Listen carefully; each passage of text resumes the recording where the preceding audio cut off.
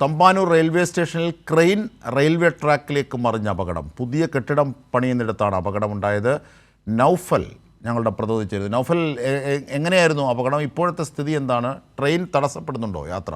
ദൃശ്യങ്ങളിൽ കാണാം, ഈ 2 മണിയോടുകൂടിയായിരുന്നു പണി നടക്കുന്ന ഭാഗത്തേക്ക് ഈ ട്രെയിൻ ഇവിടെ കൊണ്ടുവരുന്നു. അത് പെട്ടെന്ന് തന്നെ 1ാമത്തെ പ്ലാറ്റ്ഫോമിലേക്ക് മറിയുന്ന ഒരു സാഹചര്യം ഉണ്ടായത്. അതായത് പൈലിംഗ് മെഷീൻ, അതായത് ഇവിടെ അറ്റകുറ്റപ്പണികൾ പുതിയ കെട്ടിടത്തിൻ്റെ കൂടെ പണി ഇവിടെ നടക്കുകയാണ്. അപ്പോൾ ഈ പൈലിംഗ് മെഷീൻ ഇത് ട്രെയിൻ ചതുപ്പിൽ കുഴിയുന്നു. അത് പെട്ടെന്ന് തന്നെ 1ാമത്തെ പ്ലാറ്റ്ഫോമിൻ്റെ ഭാഗത്തേക്ക് അല്പം മറിയുന്നു. എന്തായാലും അത് പ്ലാറ്റ്ഫോമിലേക്ക് ചെന്ന് എത്തിയില്ല എന്നുള്ളത് വലിയ ഒരു അപകടത്തിൽ നിന്ന് രക്ഷാകവചമായി മാറി. എന്തായാലും ആളപായം തന്നെ ഒന്നും ഇല്ല. ഈ ക്രെയിനിൽ ഉണ്ടായിരുന്ന ജീവനക്കാർ ഇത് പെട്ടെന്ന് തന്നെ ഇങ്ങനെ മറിയുന്ന ഒരു സാഹചര്യം ഉണ്ടായപ്പോൾ തന്നെ, ആ ഒരു സൂചന ലഭിച്ചപ്പോൾ തന്നെ അതിൽ നിന്ന് ഇറങ്ങി ചാടി പെട്ടെന്ന് രക്ഷപ്പെടുകയായിരുന്നു. അതുകൊണ്ട് തന്നെയാണ് അവർക്കും വലിയ അപകടമില്ലാതെ അവരും അതിൽ നിന്ന് രക്ഷപ്പെടുകയായിരുന്നു. എന്തായാലും വലിയ കുഴപ്പങ്ങളൊന്നും തന്നെ ഇവിടെ നിലനിൽക്കുന്നില്ല.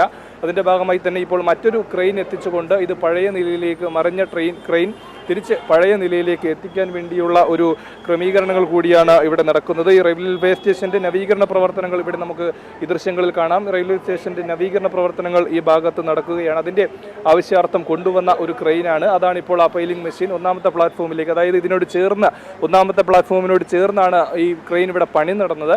ആ ഒരു ഭാഗത്തു നിന്നാണ് ഇത് അങ്ങോട്ട് ചായുന്ന ഒരു അവസ്ഥ വന്നത്. എന്തായാലും നമുക്ക് ദൃശ്യങ്ങൾ കാണുന്നത് പോലെ ആ പൈലിംഗ് മെഷീനിൻ്റെ ആ ഒരു യന്ത്രം ആ പ്ലാറ്റ്ഫോമിൻ്റെ ഭാഗത്ത് നിന്ന് അവിടെ കൃത്യമായി അവിടെ നിൽക്കുന്ന ഒരു സാഹചര്യം ഉണ്ടായതിനാൽ തന്നെ അവിടെ ഉണ്ടായിരുന്ന ആൾക്കാർക്കും വലിയ അപകടമില്ലാതെ ഇതിൽ നിന്ന് രക്ഷപ്പെട്ടു എന്നൊരു വലിയ ആശ്വാസകരമായ കാര്യം തന്നെയാണ്. എന്തായാലും ഇപ്പോൾ ഏതാനും ഒരു അരമണിക്കൂറിനകം തന്നെ നമ്മൾ മനസ്സിലാക്കുന്നത് ശരിയാണെങ്കിൽ അരമണിക്കൂറിനകം തന്നെ മറ്റ് ക്രെയിനുകളും മറ്റ് സജ്ജീകരണങ്ങളും ഇവിടെ എത്തിച്ചിട്ടുണ്ട്. ഉടൻ തന്നെ ഇത് പഴയ ഒരു സ്ഥിതിയിലേക്ക് എത്താൻ കഴിയുമെന്ന് കൂടിയാണ് പ്രതീക്ഷിക്കുന്നത്. അജിംഷാദ്, തീർച്ചയായും ക്രെയിനിൻ്റെ ഒരു ഭാഗം പ്ലാറ്റ്ഫോമിൻ്റെ മുകളിലൂടെ മറിയുകയായിരുന്നു.